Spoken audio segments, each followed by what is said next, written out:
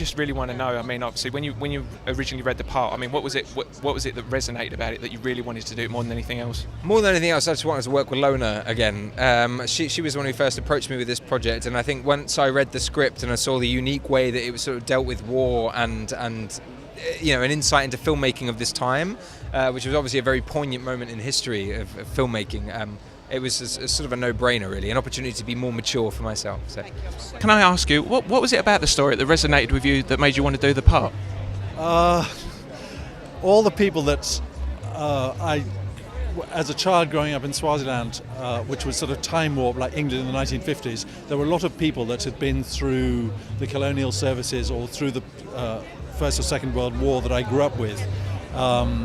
And they were the kind of people that are actually characters in this film, so I felt weirdly as if I'd gone home meeting a lot of them and recreating all of this, because I grew up there was no television where I grew up, so living in an age when people relied on propaganda films and black and white films was something that was the norm of my childhood. So I don't know, I'm the right time warped old fart to play in this. Thanks very much. Congratulations on the film, it's very wonderful.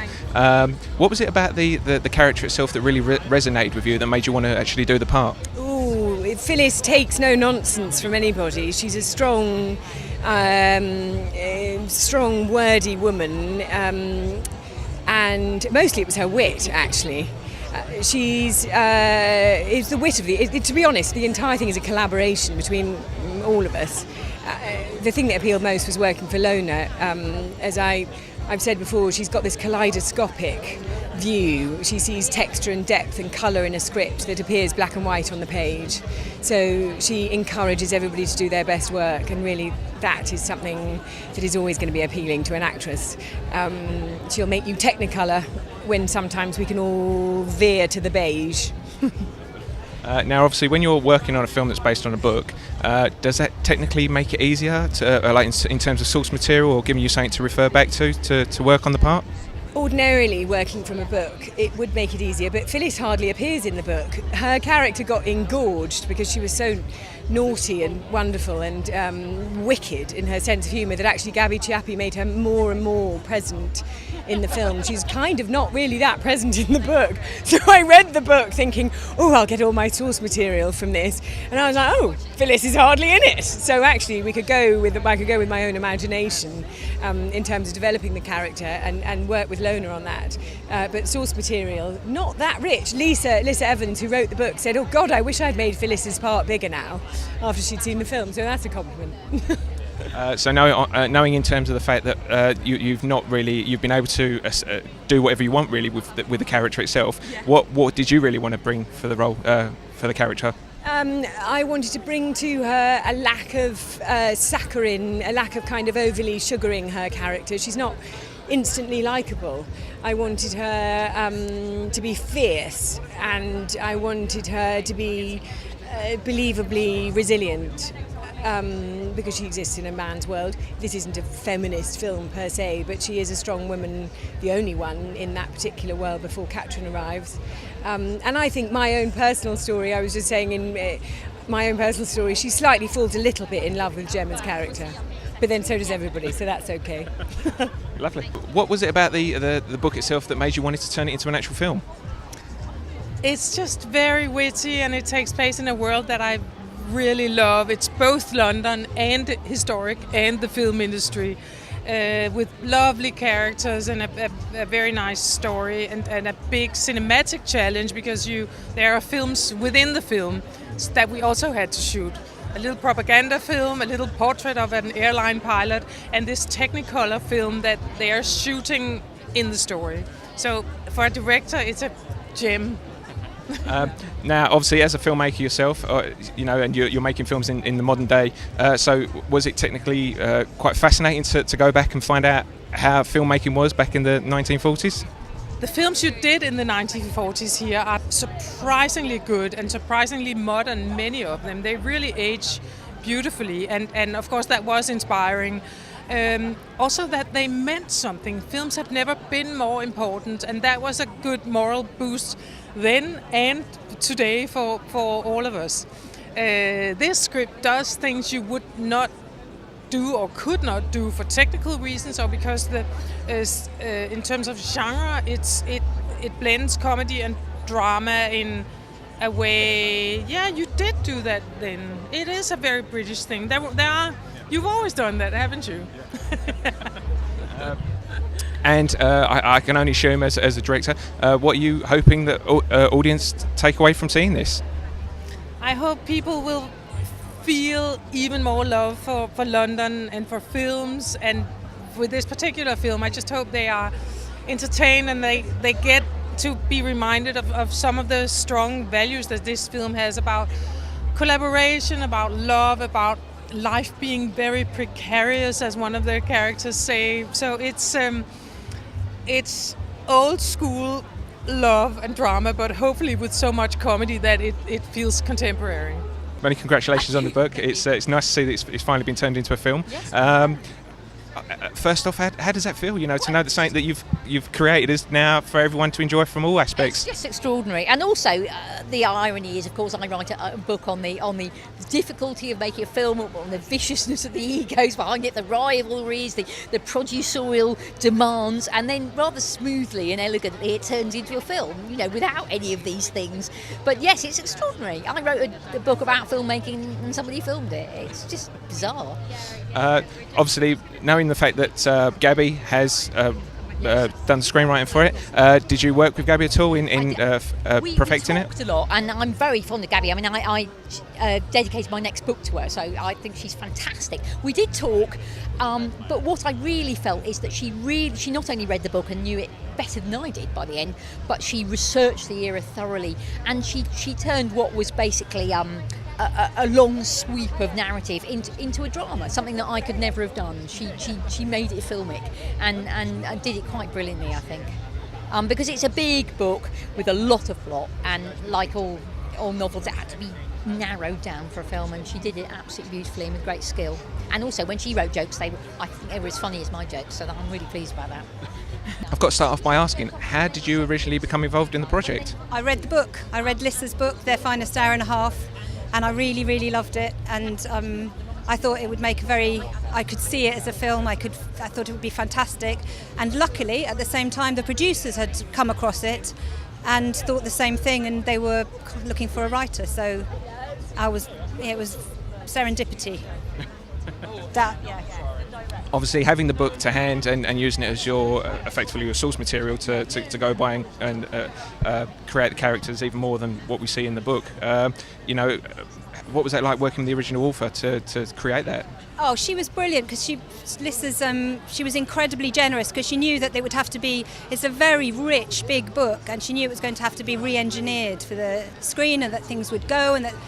But I think I was always true to the spirit of the book, and I think she was happy with that, and she has just always been incredibly generous about letting me take it on and translate it for the screen. As I understand with most screenwriters, obviously when they're usually sort of adapting parts and writing them for actors to portray, did you ever have anything in mind that the guys and girls that we've got in the film tonight would eventually be the ones that you'd wrote for? No. No, it was that's been another kind of. That's so exciting to see the characters that have existed in my head, and they had kind of composite voices from people I know and films I've watched. But no, I didn't have anybody specific in mind, and to see those parts taken over and completely inhabited, and now I can't remember what it was like before they were there. So yeah. And obviously being at the London BFI Film Festival, obviously that's a tremendous achievement firsthand. But I mean, what you essentially hoping that audiences can take away from this story? I hope they feel like it was worth it. There's a character in the film who says it needs to be worth the hour and a half of the time you give to a film, or in this case, more like nearly 2. It needs to feel like that was worth it. Otherwise you could go off and be alive somewhere. But you need to feel like it gave you something, and I really hope it makes them laugh, and I really hope there's enough grit in it for it not to feel too lightweight. I think they'll go away feeling satisfied. That's what I hope. Happy, sad, and satisfied. Happy, tear-stained, and satisfied. That's what I'm hoping. How did you both become originally involved with the project or doing it? Well, we read the book separately, and the book wasn't really a bestseller, so I've discovered that someone else was also inquiring on the rights. And that was Amanda. And Amanda and I worked together for years and years and years. Before Wild Gaze and before I had Number 9, Amanda worked with me at my company Palace. So I just rang her up and said, hang on, this is crazy. I'm not going to try and outbid you. Let's get together. And we got together because we both loved the book and we loved the story, and we could see that character of Catherine and her journey was something that would be quite a unique story. We didn't want to make another Second World War film. You know, there are so many of them. And this is not the King's Speech. It's not about him, it's about her. And it's not about the royalty, it's about someone who comes really from nowhere and achieves something. And I think it gave us a lot of perspective into a woman's role during the Second World War without it being too on the nose or too political. Yeah, it's just a new window on that time, and I think anything that feels fresh like that, you can start to tell an interesting story, you know. And obviously, being filmmakers yourselves, I mean, was that one of the fascinating things about it, to explore what filmmaking was like back in the 1940s? Definitely. It was a great thing for us. I mean, I loved it. I thought I knew about Second World War films, but until I started researching this, I didn't. And what those films meant to people was extraordinary. I mean, really extraordinary. And so it was a great journey for us in terms of writing that script before Lona came on board. The 2 or 3 years we worked on that script was and researching and working with Lissa, the writer, and working with Gaby, our screenwriter, was a great journey, discovering more and more about those films. In fact, I'm still addicted. I think I've seen probably almost 300 movies now. I have a collection of every Second World War film made. During that period, he was our resident film archivist, and it was good because to some extent, you know, if Lona had sat down and watched all of those films, it might have been a bit much, but she could just draw on the key ones that Stephen. No, but I was really, you know, obviously the film isn't just about that, but I think what we managed to do with the scripting stage was to kind of imbue the film with the importance of cinema, and that's something that it's not. We talk about cinema now as if it's a matter of life and death. Of course it isn't, but actually it was then. It was a matter of life and death because they had to make those films to get messages to America, to give comfort to people at home, to keep up morale. Now we make films, and you know what? There's a huge range of things out there, not just films. There's games, and there's television, and there's all sorts of other activities that people participate in. Film is no longer the big thing that it used to be. No, I love the fact that then, you know, you had a national duty to entertain the masses and keep people happy, give them some escapism from, you know, what was going on out there. But what was interesting about British audiences is they actually wanted real stories. They wanted stories from the British films. They wanted ones that told life actually as it was. So they had a real capacity for seeing quite tragic stories as well as loving the humour. And they loved documentaries, for instance. You know, documentaries were very big in the cinema then. You know, it's a different idea of what cinema is. You know, it was an audience that were desperate to know what was going on outside in the real world, their world. And so there was a huge amount of comfort they got from those movies. And of course women were a very important part of that, because the men had all gone to fight in the war. Women were left. It had to be their stories as well, and it had to be them writing them. So there was a little shift that went on during the Second World War in terms of what stories could be told and the view of women, and it never really changed from there. So there was a kind of a tiny revolution going on during that period, which we've kind of, in a subtle way, captured in our film. Yeah. And I honestly believe you've definitely achieved that with this. But obviously, my last question is if audiences could take away one thing from watching this, what do you hope that it is, knowing that there's, as you've already identified, so many other war films out there? Well, I just think the humour and the fact that cinema in the end is there to entertain and to make you laugh and to make you smile and to make you cry. And hopefully, like the film they watch at the end, which makes everyone laugh and cry and smile, our film hopefully will also make people laugh and cry and give also a lot of people hope that, you know, you can achieve. It's a very optimistic film. It's a very optimistic film. You can film. achieve things if you just work hard enough, and, you know, it's silly old moral stories. But I think in the end, it kind of justifies a little bit about what we do for a living, which is, you know, making films.